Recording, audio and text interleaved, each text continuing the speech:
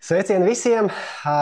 Tiekamies jau 8. sērijā mūsu projektā 5A. Skatos uz Agnesi un atceros nosaukumu. Asins ainas analīze ar Agnesi. Čau. Čau, Agnese. Čau. Agnese Grandāne, Biohack Girl. Un, šodien 8. sērijā, kas mums te fonā? Tur dziesmu svētki, jaunieši dejo un dzied. Un man arī gribas uzgavilēt, jo šodien būs viena vai pirmā no 2 tēmām, par kuru, ko lai saka, šķēpi tiek lausti. Ja? Kad ir viena nometne, kura saka, ir jābūt tā, tad ir otra nometne, kas saka, ir jābūt tā. Ej, sazini, kur ir tā taisnība. Kaut kur noteikti pa vidu, tad mēģināsim šķetināt. Un šodien tas fokus mums ir ne uz ko citu, kā uz D vitamīnu. Viens rādītājs, viens pats rādītājs, 8. sērija tiek veltīta D vitamīnam. Lūk, un varbūt pirms runājam par to, cik vajag, cik nevajag, kas ir tas intervāls, varbūt pāris vārdos, Agnes, kas tad, tas D vitamīns dzirdēts ir, ja? Mans ChatGPT asistents, Aija, es viņu sauc par Aiju, mākslīgais intelekts, viņa man pateica diezgan lakoniski. Biohackeru zelta molekula, ja, kad iesaistās daudzos procesos, režisors režisē dažādus bioķīmiskos procesus organismā. Bet varbūt tu tādā normālā, kā saka, arī man tai skaitā, kas ir nespeciālists bioķīmijā, ķermenī, varbūt pāris vārdos, tad D vitamīns, D vitamīna loma organismā. Tehniski to var uzskatīt par hormonu. Sekosteroīds, ar taukiem draudzējošs hormons. Līdz ar to arī tas, ko mēs lietojam uzturā, viņš ir taukos šķīstošs. Un, ja ir ļoti zemes līmenis, viena no lietām, ko mēs izskatām, vai gadījumā nav kaut kādas problēmas ar gremošanu, ar žults plūsmu, jo tad tas ietekmē to, kā tauki vispār uzsūcās.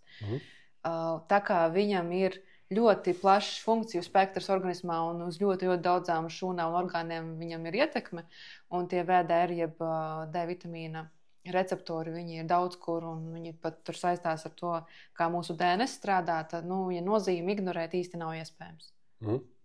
Un praktiski izpausmes var būt dažādas, citiem cilvēkiem ļoti izjūtams ir tas, ka imūnsistēma ir sliktā stāvoklī, kad ir zemes līmenis un saķer katru nākamo infekciju, kamēr citiem viss ir ok. Kādam tas ļoti ietekmē garastāvoklī līdz pat tādai sajūtai, ka tev ir pat kaut kāda depresīva fāze dzīvē, jo smadzeņu darbību arī diezgan ietekmē.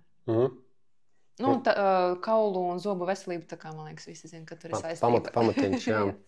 Un tur arī aprakstot šo te rādītāju, tur arī raksti, ka tātad D vitamīns tātad ražo aknas no uzturā uzņemtā, to, kur tikko stāstīja, vai saulē ražotā D3, ja? Un tad attiecīgi tālāk nieres pārveido aktīvajā D vitamīnā, kurš regulē mērķu orgānus, zarnas, nieres, kaulus, ja? Un to mēs mēram laboratorijās, dažādā veidā. Tad nonākam pie laboratorijām, tad mums ir šis laboratorijas intervāls un ir šis optimālais intervāls. Ja? Un tad tas svarīgākais jautājums, ja? Cik tad vajadzētu būt, ja? Un ko darīt, ja ir pa zemu, jo duši par augstu, tas tā retāk, bet principā pārsvarā šajos te platuma grādos, kur mums saule ir tik, cik viņa ir, tie tiešie saules stāri, domāju, ja? Tad cik tad būtu jābūt, ja? Te būs liela strīdēšanās, bet parasti arī tie pašā funkcionālajā medicīnā mērķē, ka vismaz lai to būtu 50 vai 60 kaut kur tajā rajonā. Ir no 30 līdz 100 sievietēm un no tie dažādi bet skatāmies to, ko mēs parasti runājam. Nanogrammi mililitrā būs tas, ko mēs redzam tieši Gulbi laboratorijā. Jā, tad pie tā arī pieturamies 30 līdz 100 abiem diviem vīriešiem sievietēm. Tas būtu pieļaujamais, jā. Un ja mēs runājam par optimumiem, tad mēs gribam redzēt 50-80 aptuveni. Te būs arī individuālās atšķirības, uzreiz saku, lai cilvēki nebļauj. Bet es zinu biohackerus, kuri iet uz 100 un cenšas, lai mazāk nav. Bišku individuāla pieeja pastāv, bet mēs runājam par to 25OH jeb hidroksidu D vitamīnu, kurš ir uzkrājuma forma. Viņa nav aktīvā. Tas ir mūsu rezerve. Ja viņš ir liels un smuks, nav garantiju, ka tas aktīvais, ko ražo nieres, kas ir, tu minēji, 1,25 OH, ka viņa ir pietiekami. Ja tur tā konversija nierēs cieši, ja ir kaut kādas nieru slimības vai problēmas, tad var gadīties, ka tur nebūs nemaz tik baigi. Bet, ja šī rezerves forma ir zema, tad būtu loģiski, ka ir no kā mazāk ražot, un tad arī tas aktīvais varētu būt mazāks. Tur arī tiltiņš uz nieru darbību faktiski. Arī, jā. Lūk, un tad šīs te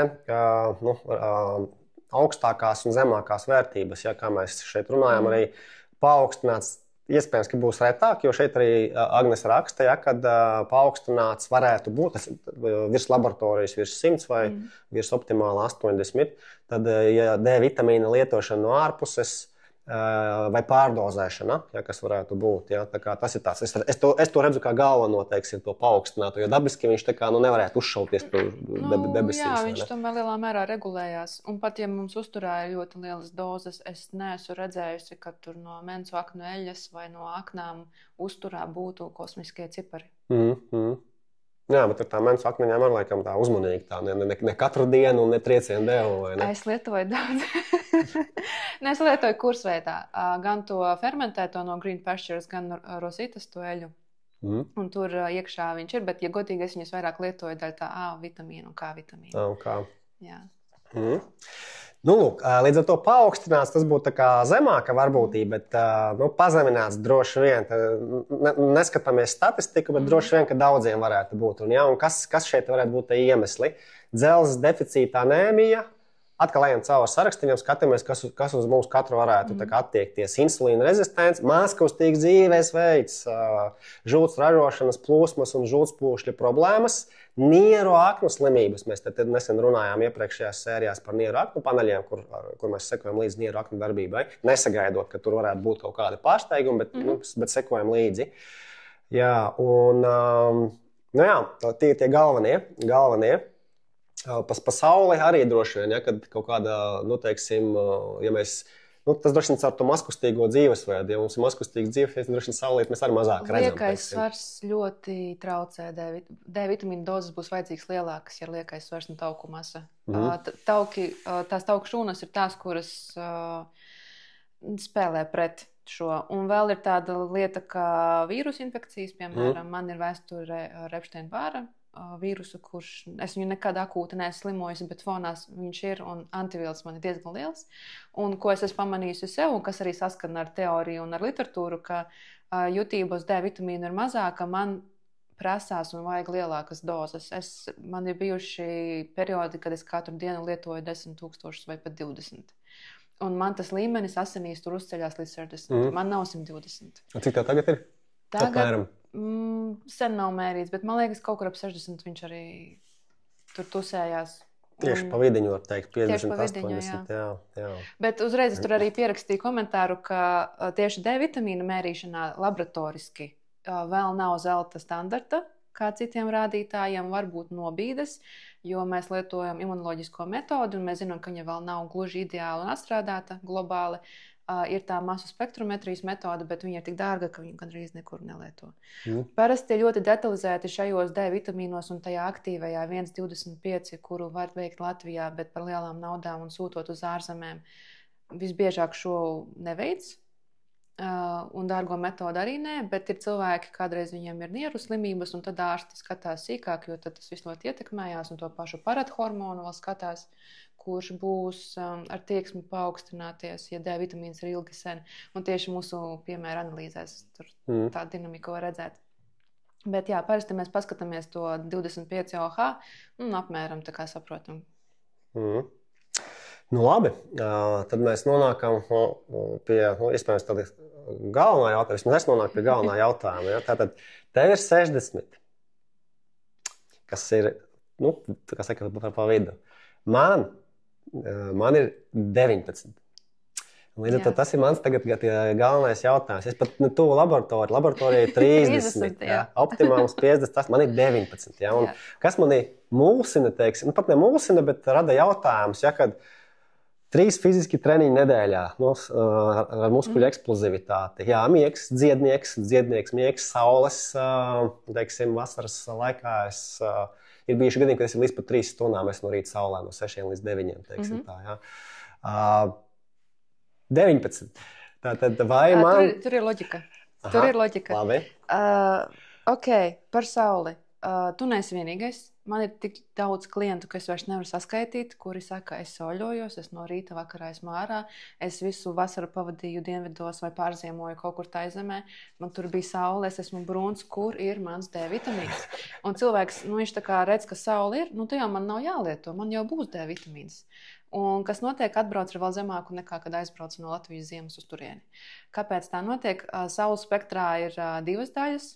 Divas no visām daļām. Mums ir UVB, kas rada iedegumu, brūno toni un arī D vitamīnu, kā sintezējas ādā.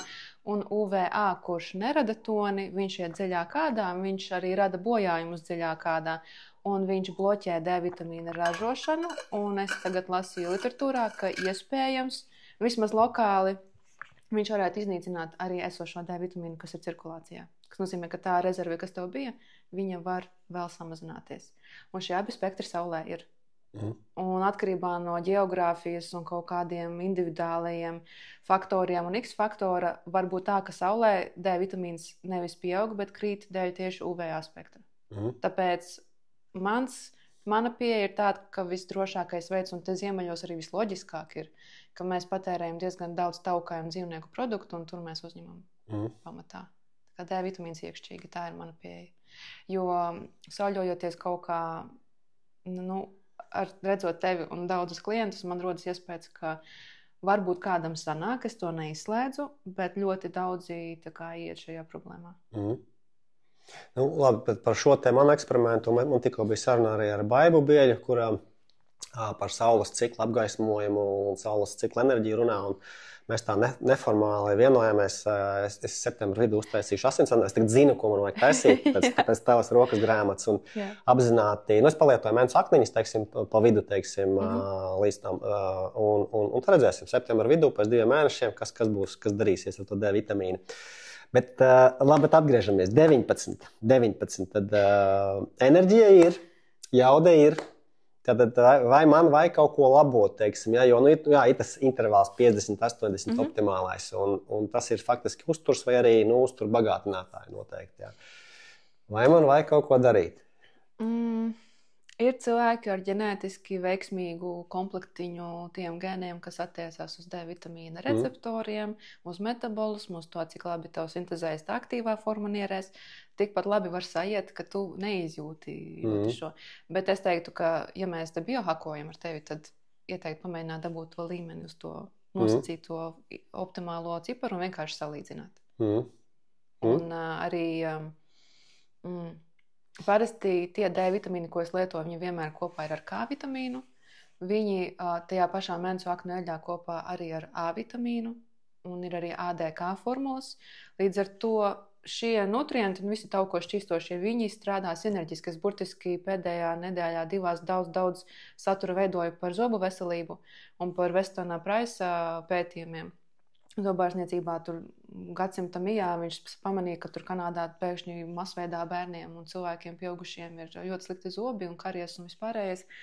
Un tajā laikā, vēl kad tikai 20. gadsimts sākās, bija nomaļas vietas, kur cilvēki ēdā pavisam primitīvi un zobi bija ideāli. Viņš šīs visas vietas apceļoja, ne visas, bet daudzas, un dokumentēja skaistos smaidus un veica mērījumus un ņēma siekalu paraugus, būtībā pētīja, kā viņiem izdodas. Un tas, ko viņš atrada, ka ir milzīga koncentrācija ar tauko šķīstošajiem vitamīniem uzturā. Daudz, kur parādās pilnpiena nepasterizētie piena produkti, sviests, zivju produkti, zivju eļļas, viss, kas ir tāds taukains un bagāts ar uzturvielām, tie paši ikri, mediumi un tā tālāk. Un tur tieši sinerģija atrodas gan A vitamīns, gan D, gan K, visi kopā. Tā kā es domāju, ka tur mēs drīzāk skatāmies uz D vitamīnu kā vienu no uzturvielām, kas ir citādi ļoti bagātos produktos, tur, kur vesela buķete atrodas. Un tu pieminēji mēnesu aknu eļļiņu, bet pašas mēnesu akniņas kā tādas arī der? Man gribētos teikt jā, bet tā kā es nezinu ražošanas tehnoloģiju, jo viņas pašas mums nāk buņģiņās, pareiz tās akniņas. Un, lai kaut ko ieliktu buņģā, kas būtu drošs lietojams cilvēkiem, tur vajag diezgan augstas temperatūras. Un man ir tāda aizdoma, vai gadījumā tur tā gan eļļa neoksidējas, gan tie vitamīni nenobrūk, jo ražojot parastā zivju eļļas, un es ļoti iedzinājos, kad rakstīju to otru ikdienas vitamīnu pavadoni, tiek lietotas milzīgas temperatūras, ķīmiskie šķīdinātāji un pasterizācija un kas vēl ne. Līdz ar to tā dabiskie efekti viņi zūd, vitamīni arī zūd, pēc tam liek klāt atkal sintētiskos, tāpēc ļoti jāskatās, no kāda ražotāja to mēncu aknu eļļu ņem. Un šobrīd ir zinām viena vieta, kur taisa extra virgin mēncu aknu eļļu. Nu, tur es ticētu, ka viss ir tieši tā, kā bija pašā orgānā. Jā. Nu, jā, un tad saklausu no tevis, kad tu esi tajā nometnē, kura vairāk tā kā uz to optimumu, tā kā iet uz tiem 50, 80, ja nevis uz tiem zemējiem. Es vairāk vados uz to, ko es redzu ar cilvēkiem reāli dzīvē, ko viņi man saka, kā viņi jūtās pirms, kā viņi jūtās pēc, un priekš manis tas ir biškucīt pakāpienu augstāk nekā 101 teorija, kas cilvēkiem ir, jo par to pašu ferritīnu mēs runājām, ka mēs gribētu, ka lai viņš tur būtu 50 un uz augšu sievietēm, nu vīriešiem arī būtībā tā dzelzs rezerve. Un ik pa laikam uzpeld cilvēki, kuri tur seko citām domāšanas filosofijām, sistēmām, kur gandrīz vai saka, ka visa dzelzs ir slikta, visa dzelzs oksidē, ferritīnam būtu jābūt pie nulles, un bioķīmiski un uz papīra tu pat vari pamatot un pat vari redzēt tur ietekmi uz ilgmūžību un ka tiešām ferruptoze, oksidācija un šūnu bojājēdēļ dzelzs viņam notiek un ar vecumu arvien vairāk, bet tas, cik šausmīgi cilvēki, jo pamatā man sievietes jūtās, ka tas ferritīns ir pie nulles, cik tu esi nožēlojums ikdienā. Nu, ne jau tā, ka tev ir kaut kas nav ar tevi kārtībā, bet tava ikdiena ir vienkārši cīņa par motivāciju un vispār vēlmi kaut ko darīt katru dienu. Mati, nagi, viss ir slikti, gara stāvokļa nav, depresīvi stāvokļi, un cik tu labāk jūties, ka tas ferritīns ir augšā. Priekš manis tas ir pierādījums, kuram nevajag vairs nevajag pārliecināt ar bioķīmiju, ka ir svarīgi, lai šī rezerve būtu.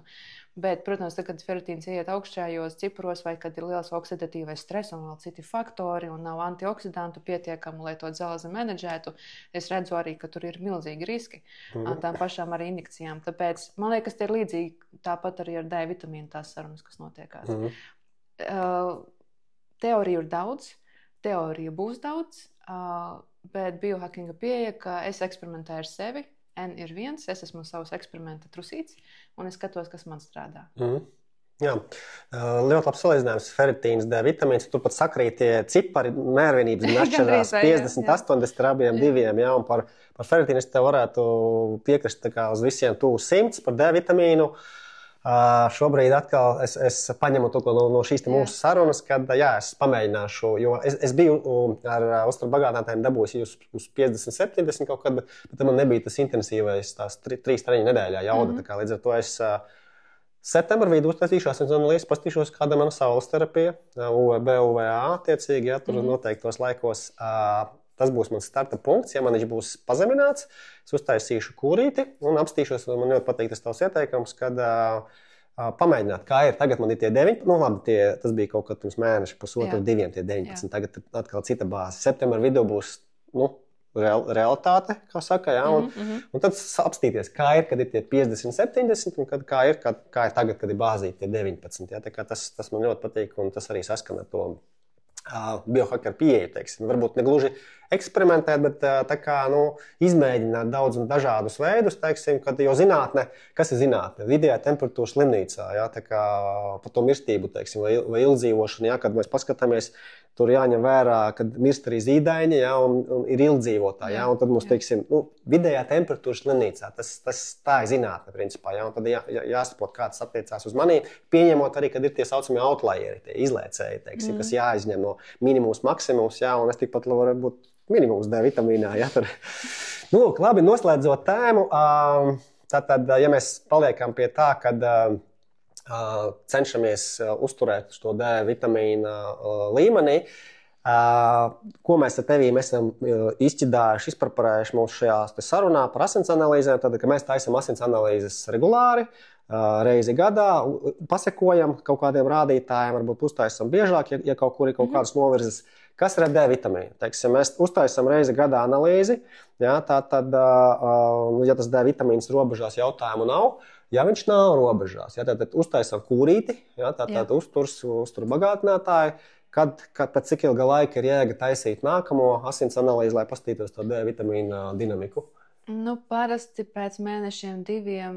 Pēc 3 jau noteikti var redzēt, strādā vai nestrādā tie uzturbagātinātāji, jo tā arī individuāli ir tādi, kur aiziet uz aptieku, paņem pirmo un uzreiz uzceļās, un tādi, kur izmēģina visu, ieskaitot boncelu, lielās devās un nekādīgi. Tāpēc, ja ir ļoti maz cipars, es ieteiktu iziet vienu kūri un pēc tam pārbaudīt, ja gadījumā tas, ko jūs pirmo nopirkāt, jums varbūt nedara, tad jums ir jāpamaina taktika nedaudz. Vai var arī ieteikt kaut ko no uzturbagātinātiem boncels? Es teiksim, boncelu pats esmu lietojis, man viņš strādā ļoti labi tajā brīdī. Bet var ieteikt kaut ko, vismaz tā. Ir konkrēti produkti iekšā algoritmā beigās, jā. Bet es varu ieteikt ņemt kopā ar K vitamīnu.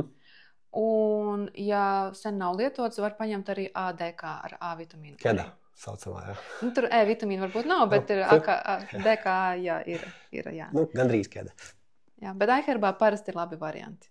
Un parasti ir tādi, kuri diezgan normāli uzsūcās. Jā. Labi, tad man tev noslēdzošais jautājums, ja mēs runājam par tām nometnēm, jā, un ja mēs tagad ejam uz to nometni, kur tā kā vajadzētu būt optimumā, kas būtu tie argumenti tam zemajam D vitamīnam? Tā nometne, kas tā kā aizstāv. Jā, tā nometne runā par to, ka vienkārši lietot D vitamīnu var radīt riskus kalcija nogulsnēšanai ne tajās vietās un orgānos. Pat vaino pie aterosklerozes. Cik šis ir pārbaudīts un pamatojums, skatieties paši. Es tā kā nesaku, ka tā ir, bet riski ir. Es zinu, ka paša kalcija lietošanai ir konkrēti riski, jo, piemēram, mēdz pensionāriem ļoti bieži izraksta dēļ kauliem, dēļ osteoporozes. Un tagad jau pat literatūrā iet apgrieztais cikls par to, ka, ziniet, labāk ne, jo aterosklerozes pārkaļķošanās riski asinsvados reāli pieaug. Kalcijs ir diezgan sarežģīta uzturviela, ja tā paskatās vielmaiņā, jo viņš ļoti, ļoti ietekmējas no paša D vitamīna, no K vitamīna, no hormoniem, no parathormona. Līdz ar to, ja mēs viņu vienkārši iestumjam sistēmā, ir riski. Un lietojot D vitamīnu, var arī palielināties kalcija apjoms plūsmā. Un tad to saist ar dažādiem šiem riskiem. Tāpēc mēs D vitamīnu lietojam kopā ar K vitamīnu, ar to domu, ka K vitamīns pozitīvi ietekmē to, kā kalcijs tiek distributēts, novietots, nopērkots pareizajās vietās un lai viņš nav nepareizajās. Oficiālās vadlīnijās K vitamīns netiek atzīts par obligātu, tāpēc parasti cilvēkiem arī aptiekās viņi dabū tikai vienu solo formu, ko atkal es varbūt neiesaku. Es saku, ja mēs lietojam, kāpēc neapvienot, kāda problēma. Un, ja nav problēmas ar asins reci, kad tur jādzer asins šķidrinātāji, parasti K vitamīns iet mierīgi. Un tas ir tas K1, kurš var radīt problēmas. K2 parasti tehniski vajadzētu būt ok, bet vienmēr runājiet ar savu ārstu. Bet D un K formulās parasti ir D3 un K2. Viņiem nevajadzētu ietekmēt asins reci. Bet vienkārši, lai jūs esat visi kursā, kas klausās. Tāpēc, jā, tas ļoti palīdz, un vēl šo kalcija palielinājumu atkal saist ar to, ka izjaucās balans ar to, kā tiek metabolizēts dzelzs, svārš, cinks, vispārējais, un tad tā bioķīmiskā saitīta aiziet, un man šķiet, ka tas pats Robins Morlijs, man šķiet viņu sauca, cilvēks, kurš uzrakstīja milzīgu grāmatu par varu, un par to, cik varš ir svarīgs ikdienā, viņš arī ļoti propanē to, ka D vitamīnu un kalciju nevajag lietot no ārpuses un ka vajag tēmēt uz sauli. Ļoti detalizēti atsevišķi šo tēmu es apskatīju tajā ikdienas vitamīnu gaidā. Tur ir vesela sekcija tikai par to. Šeit tam visam vietas nebija, bet jā, šie cilvēki runā par kalciju, par to, ka vajag no saules, bet praktiski realitātē no saules kaut kā baigi grūti iet ar to līmeņu uzturēšanu. Par to es tev pakomentēšu septembra vidu, oktobrī. Tā kā tur būs tādas follow-ups, kā saka. Jā. Ko? Viss tāpat kā ierasts. Jā. Ja mēs runājam par asins analīzēm, tad ir no divām pusēm mēs varam skatīties uz šo jautājumu, kas galu galā mēs runājam par savu labsajūtu. Ja, mēs esam šeit, lai ikdienā, ja, lai justos labi, ja, un tātad veicot asins analīzes preventīvi reizi gadā, mēs izējām no tās puses, ka mēs apskatāmies to, ko mēs tūlīt darīsim pēc 2 sērijām. 10. sērijā mēs izskatīsim vīriešu analīzes, manējās, un mums viena dāma arī pieteicās izskatīt viņas analīzes, viņa izveica analīzes pēc Agneses ieteikuma, to mēs darīsim 10. sērijā. Līdz ar to, bet to katrs var darīt ikgadēji, preventīvi, izējot caur tiem rādītājiem, apskatoties, kuri novirzes, un vai tā ir Agneses rokas grāmata vai kāda cita, teiksim, katrs izvēlās, mēs redzam paaugstināts, pazemināts, kas ir iespējami iemesli, un tad mēs mēģinām savilkt kopā to esošo dzīvesveidu. Tas ir viens veids. Otrs veids ir, es vados pēc savām sajūtām, ja, kā es jūtos. Ja, līdz ar to, ja es jūtos labi, vai man ir kaut kādas, teiksim, kaut kādi novērojumi, ja, un tad es atkal mēģinu saprast, kurš rādītājs bioķīmiski man varētu būt, kā saka, tas signāliņš, ja, kas varētu liecināt, ka ir kaut kāds trūkums vai deficīts. Ja. Līdz ar to mēs no divām pusēm varam skatīties uz šo teiksim, problemātiku, kā justies labi katru dienu. Ja, līdz ar to man ļoti interesē šī tēma, ja, kad es ļoti gribu noķert to sajūtu, kāda viņa būs atšķirīga, ka man būs 50 vai 70 tas D vitamīns. Tas būs ļoti interesanti. Es domāju, par to būs atsevišķs ieraksts, un iespējams, ka mēs ar Agnesi ad hoc uztaisīsim tādu nelielu vai iezvaniņu vai ko, kad, kā tad ir 50, 70, kad ir šis D vitamīns. Agnes, paldies! Ļoti tāda dziļa tēma, ļoti svarīga tēma, un kā jau vienmēr katram pašam ir izvēle, ja, izvēlēties, teiksim, ko darīt ar to D vitamīnu, bet šodien mēs tomēr izrunājām to, ka 50, 80, tas būtu tas ieteicamais. Ja, un mana Aija, mans ChatGPT arī saka, ka biohackeriem ir jābūt starp 40 un 60, ja, tā kā tas ir tuvu taviem 50, 80. Agnes, paldies! Paldies! Tiekamies 9. sērijā, kur mēs parunāsim par otru tādu rādītāju kopumu, kur šķēpi tiek lausti holesterīns, triglicerīdi un viss pārējais. Tā kā tiekamies 9. sērijā. Paldies! Čau, čau!